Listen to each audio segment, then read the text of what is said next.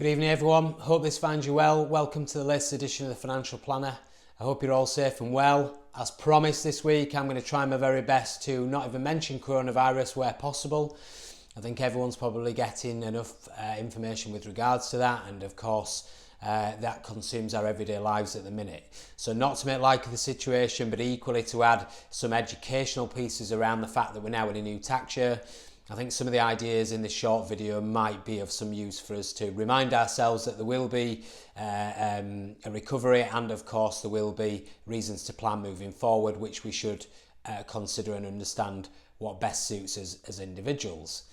So we're into a new tax year. I'm going to cover off some of the main points that come out from the budget and also good planning in general. This, as a caveat to begin with, isn't, like I referred to initially, ignoring the current situation we find ourselves. And there will be the odd person watching these videos who can't get their head around how anyone would think about future planning when we're in a level of uncertainty. Or, of course, the fact that we have such volatility. So why would you put more good money into the market if the market still is volatile? And I guess it's my job and our job as a practice to try and talk you through the logic of that, which ultimately comes back to some of the things we've discussed in the previous videos, which is, of course, timing and opportunity. It's always prudent to be tax efficient, and therefore we're going to look at the most tax efficient ways to continue to save money, the opportunities that exist, and some of the changes that have just recently been introduced. So I hope you find this of some use. As a starting point, I think the best thing we can do now is start to look at interest rates. And of course on screen here, what you'll see, and I'm going to refer to, is the fact that in the graph you can see that we have a situation that over a number of years now has fundamentally left us with interest rates at historically low levels. A 400-year low to be precise when it comes to the Bank of England base rate. What you can see just here on screen is the fact that this dark shadows environment is the Bank of England base rate, and effectively going back in this bottom left hand corner back into the 1970s, and of course what some of you will now go, I remember those periods where interest rates were, but as you can see a steady decline to the point of view that 2008 here on the graph has effectively now seen this 12-year period of interest rates that feel like they've not been able to offer any form of real rate of return. The most recent, of course, move by the Bank of England to try and stimulate the economy is only going to fundamentally make that worse. What you can see set alongside this is the staggered line is that of the retail prices index, therefore of course people referring to the cost of living. And that still is going to be more costly than effectively what you're going to get as a return in the bank. And if you think that we've had a long period now which has become the norm of interest rates at the bank, and you can remember that last 12-year period, you've got to think the most recent changes are going to mean that this continues for another decade in the future.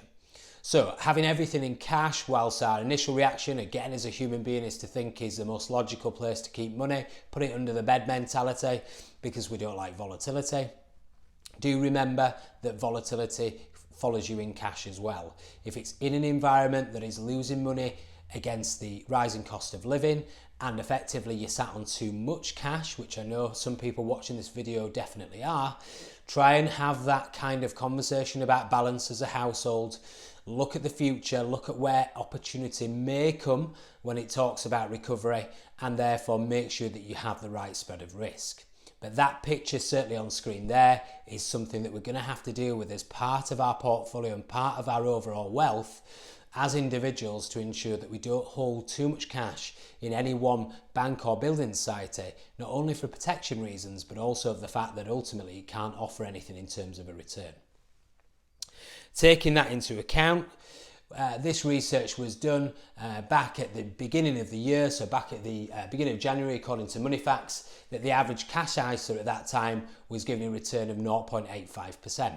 Now I mentioned cash ISAs and ISAs in general because of the fact we're in a new tax year, and what tends to be people's first port of call is to think about utilising a cash ISA. Now, if we talk about the beginning of January, and this is pre that word I wasn't going to mention, coronavirus, then of course we're in a situation where even then 0.85% was struggling to beat inflation, which according to these figures was 1.4% at the time. So you were getting a 0.85% return on your cash ISA, thinking you were doing the right thing by using your ISA allowance, but actually feeling the rising cost of living at 1.4% a year, and therefore effectively losing money each and every time you utilise this planning. That kind of feels illogical, but of course, at the minute I can hear people shouting at the video as we speak, going, but it's better than what I've returned in my investment. And again, it's about balance, of course. It's ultimately about the longer term and where opportunity might come from.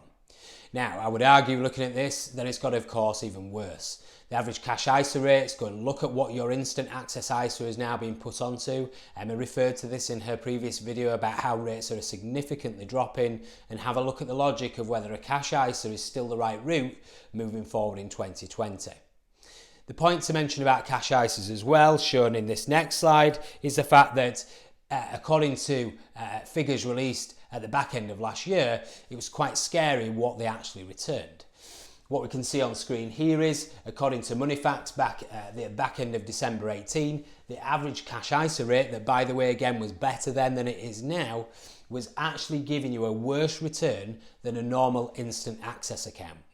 Now just listen to that again. You could actually open a cash ISA account at your bank or building society that gave you a worse return than a normal bank account at the same bank or building society just on an instant access account. All of that is madness, of course. We've always had it instilled in us to use our ISAs and effectively think that's the best way for us to save for our future.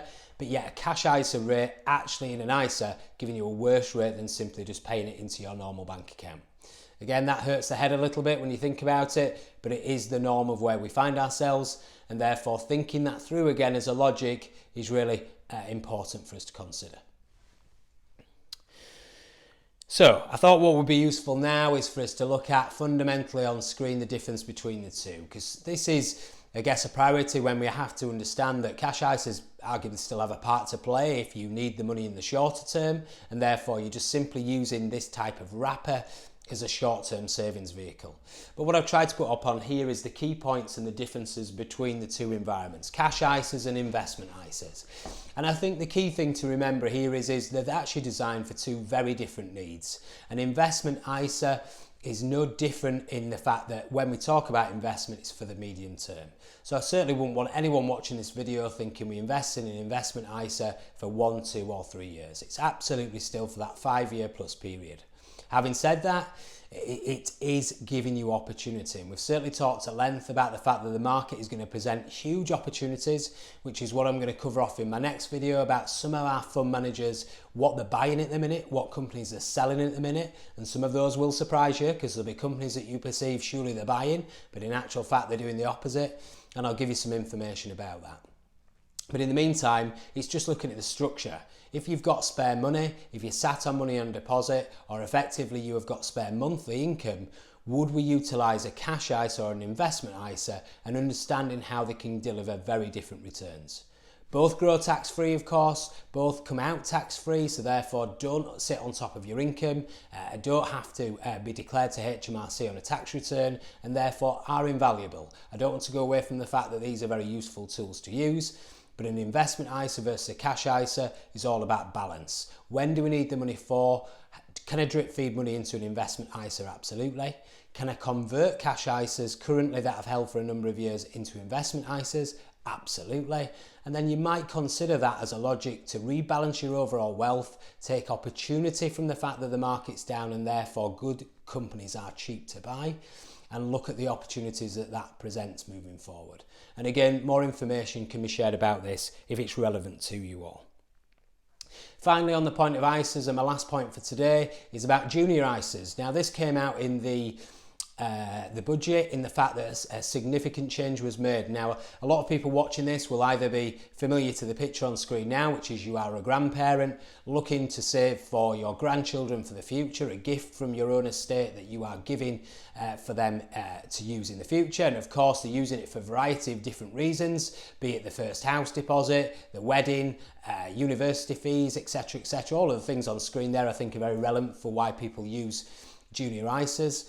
So if you're a grandparent or in fact a parent saving for your own children, the main thing that came out of the budget was the fact that the actual junior ISA allowance changed, and it's changed now quite significantly. Last year it was £4,368 and now it's gone up to a total of £9,000.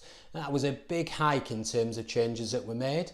So looking at the logic of using ISAs for yourself first and foremost at £20,000 each or as an individual is important. Look at the logic of whether it should be a cash ISA or an investment ISA, or it's certainly a mixture of the two.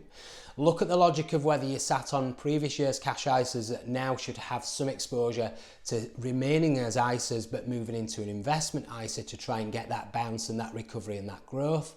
And equally whether you need to look at 2020, look at how you're gifting for grandchildren or children if that's relevant, and are you maximising the tax-free savings allowance that you can now make.